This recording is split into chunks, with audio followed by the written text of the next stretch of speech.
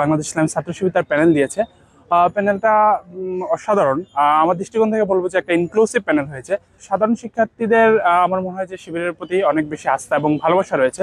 শিবিরের প্যানেল যথেষ্ট ভালো, ওদের যেহেতু ক্যাপাবিলিটি আছে আর ওরা একটা ইনক্লুসিভ একটা কি বলে যে একটা কমে প্যানেল দিয়েছে আর কি। শিবিরের প্যানেলটা আসলেই মানে খুব খুব দারুণ একটা প্যানেল দিচ্ছে। ছাত্র শিবিরের প্যানেল থেকে একটু ভ্যারিয়েশন আছে, যেমন ছাত্র শিবিরের প্যানেলে প্রায় মাত্র 10% ছাত্রী সংস্থা থেকে নেওয়া হয়েছে।